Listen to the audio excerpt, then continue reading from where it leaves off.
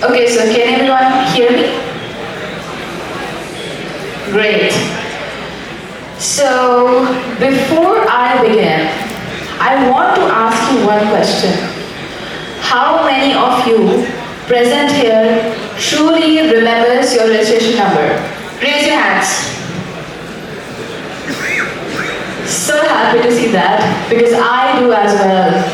I am RA15110030300294, and this number followed me for 4 long years.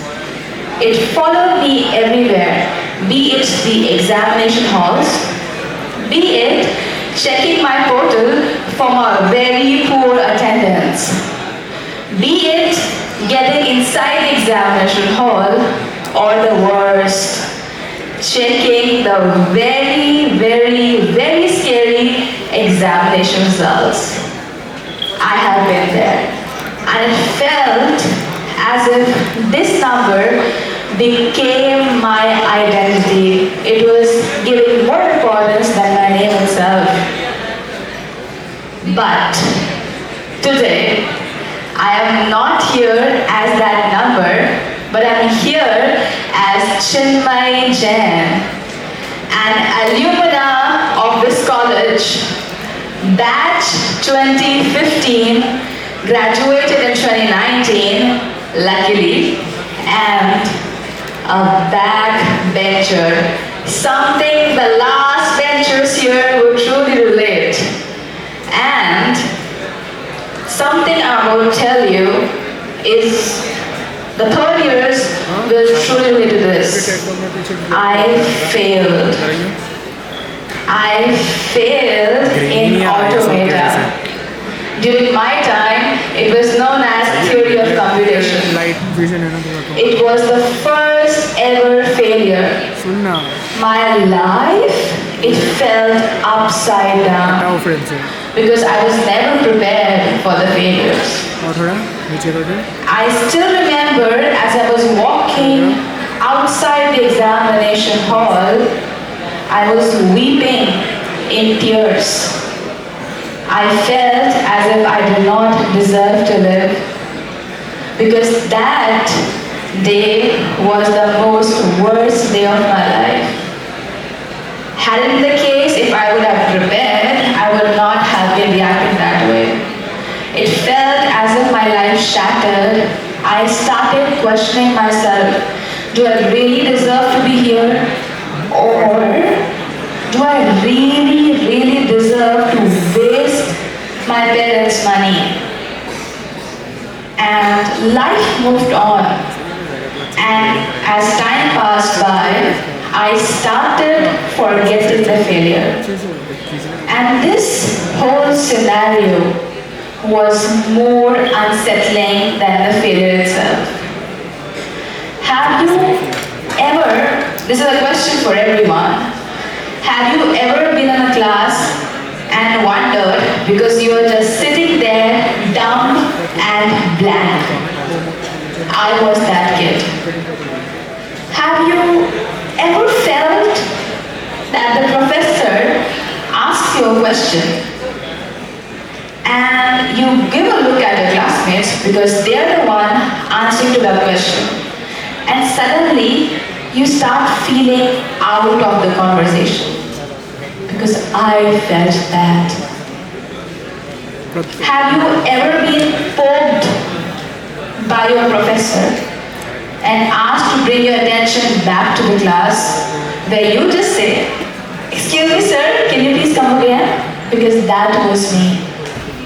And it was that time when I used to think as if my classmates have figured everything out, as if I am again wasting my parents' money. Because trust me, that is the worst feeling ever. But strangely, being average and at times below average, you start building something that is known as endurance. And endurance is the key for everything that you want to achieve in your life. This endurance is going to take you places that you, sitting right here, cannot imagine.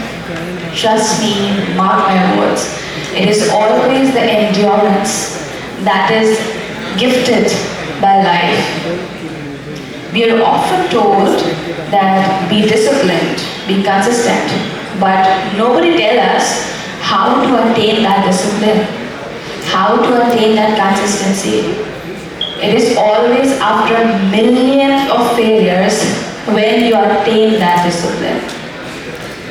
Now coming back to my college life, as I moved out of college, we are always told that once you get out of college, you will have your life figured out. I assume the same because when I was in 10th, I was told get good marks, then you'll have better performance in 12th. Then when I got in 12th, I was told get better marks, you'll get a good college. And when I got a good college, I was told get a better job, then you can enjoy your life.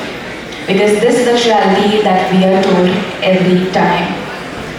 And as I moved out, I worked on many things, out of which only a handful of worked and many failed.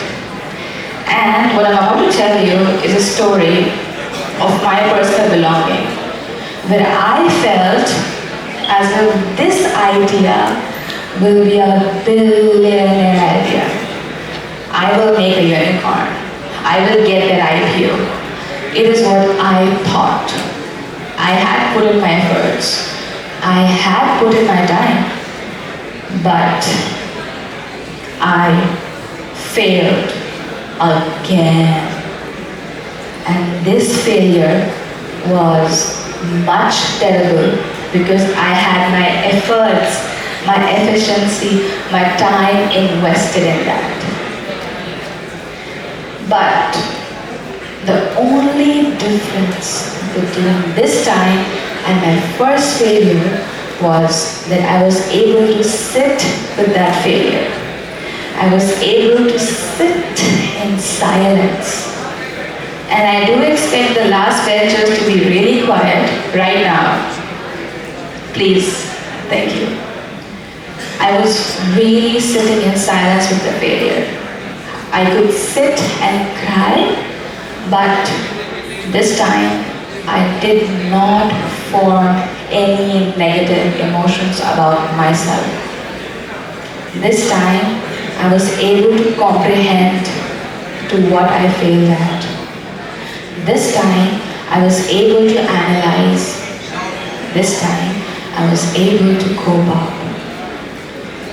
And this particular thing, what made me different was how I reacted to that failure. If there's one thing that I truly want to change about my first failure in Automata, it would not be my marks, but it will definitely be my reaction towards that failure. We are often told to do great things, but with that comes a lot of failures. For example, you can suffer a major heartbreak. You may fail at various competitive exams. Maybe the girl you are chasing right now will ghost you. Or the guy you are direly dying for will gaslight you and leave you like that. But there's only one way in which we can keep up with all these adversities. It is our reaction to it. It is our attachment to that feeling. And today I want to leave you with something. Not that I have achieved much, but I do want my juniors to not make those mistakes that I made. So I'll start with number one. Do not attach yourself to the outcome. There's a very beautiful Stoic philosophy by Marcus Aurelius. He says that you cannot control what happens to you, but you can always control your reaction towards that adversity that happens. So all you have to do is do the right work. Stop wasting your time on waiting for what the results would be or would be, because that is not in your control. Number 2, there are days when you feel lost, when you just want to slide inside the blanket and sleep and do nothing. Or maybe you feel irritated of something but you have no idea what it is. So for those days, you need to start writing whatever thoughts you have. Scribble those things down on a paper or on a notebook, but make this a habit that whenever you're feeling a little off, write it down, because it is scientifically proven that when you see things written in front of your eyes, you will be able to see and analyze it well. You will be able to see it daily and think of the new conclusions, the new plans in order to redo this, in order to cut this off the list and make a new chance. Number 3, I can truly understand right now the people sitting at the back, the attention span is 20 seconds. Why? Because you guys do not read. There is no patience. There is no accountability on how quietly you can sit for at least 20 seconds. Because you guys are doom scrolling Instagram, shorts and whatnot, and feeding into your ego by just doom scrolling. So to beat that, make reading your daily habit. It was back in 2019 when I started reading after getting hit by a lot of bloggers in my college life. But I wish I could start it earlier, but later than never. I started and I make sure that every day I'm giving at least 1 hour to myself for just reading and writing. Because reading gives you patience. Reading gives you hope of something will come in the next chapter. Reading gives you hope that something will come in the next book. It gives you the audacity to stay quiet and wait. Number 4, but not the least, amor fati. This is a very Greek famous saying from the Stoic philosophy. Amor fati. That means love everything that comes your way. There could be days when life hits you really hard. It is in those days you should accept the thing as they come to you. Because life only and only rewards the ones who take things as it comes to themselves without questioning the universe, without asking anything. And the theme is Elysium. But out of all this, I realized that Elysium is not a place of perfection where you find beautiful butterflies around you. But Elysium is a place where you become the most unshakable version of yourself. Thank you.